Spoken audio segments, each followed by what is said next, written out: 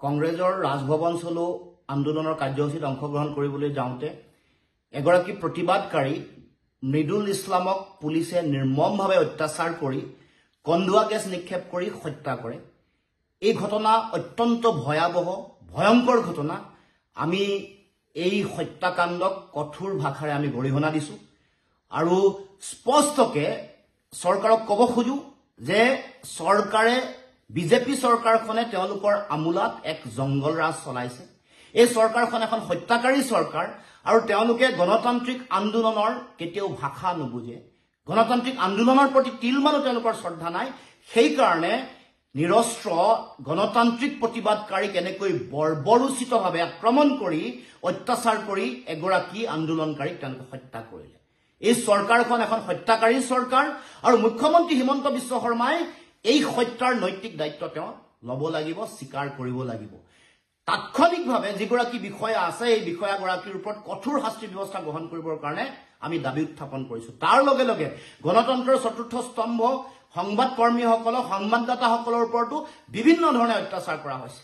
গতিকে চৰকাৰখন একেলগে গণতান্ত্ৰিক আন্দোলনৰ ভাষা নুবুজা, গণতন্ত্ৰৰ চতুৰ্থ স্তম্ভ যিসকল সাংবাদিক আছে সেই সকলকো অত্যাচাৰ কৰা যে এখন চৰকাৰ সেই কথা পুনৰ প্ৰমাণ হৈছে।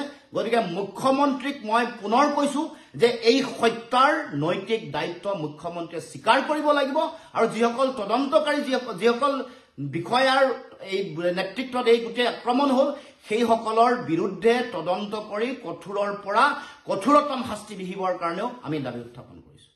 কংগ্ৰেছৰ ৰাজভৱন চলো আন্দোলনৰ কাৰ্যসূচীত অংশগ্ৰহণ কৰিবলৈ যাওঁতে এগৰাকী প্ৰতিবাদকাৰী মৃদুল ইছলামক পুলিচে নিৰ্মমভাৱে অত্যাচাৰ কৰি কন্দুৱা গেছ নিক্ষেপ কৰি হত্যা কৰে। এই ঘটনা অত্যন্ত ভয়াবহ ভয়ংকৰ ঘটনা। আমি এই হত্যাকাণ্ডক কঠোৰ ভাষাৰে আমি গৰিহণা দিছো আৰু স্পষ্টকে চৰকাৰক ক'ব খোজো যে চৰকাৰে বিজেপি চৰকাৰখনে তেওঁলোকৰ আমোলাত এক জংগল ৰাজ চলাইছে। এই চৰকাৰখন এখন হত্যাকাৰী চৰকাৰ আৰু তেওঁলোকে গণতান্ত্ৰিক আন্দোলনৰ কেতিয়াও ভাষা নুবুজে। গণতান্ত্ৰিক আন্দোলনৰ প্ৰতি তিলমানো তেওঁলোকৰ শ্ৰদ্ধা নাই। সেইকাৰণে নিৰস্ত্ৰ গণতান্ত্ৰিক প্ৰতিবাদকাৰীক এনেকৈ বৰ্বৰোচিতভাৱে আক্ৰমণ কৰি অত্যাচাৰ কৰি এগৰাকী আন্দোলনকাৰীক তেওঁলোকে হত্যা কৰিলে।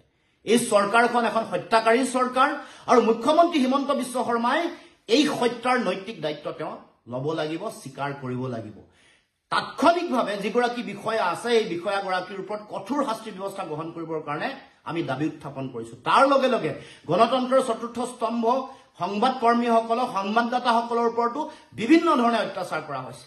গতিকে চৰকাৰখন একেলগে গণতান্ত্ৰিক আন্দোলনৰ ভাষা নুবুজা, গণতন্ত্ৰৰ চতুৰ্থ স্তম্ভ যিসকল সাংবাদিক আছে সেই সকলকো অত্যাচাৰ কৰা যে এখন চৰকাৰ সেই কথা পুনৰ প্ৰমাণ হৈছে।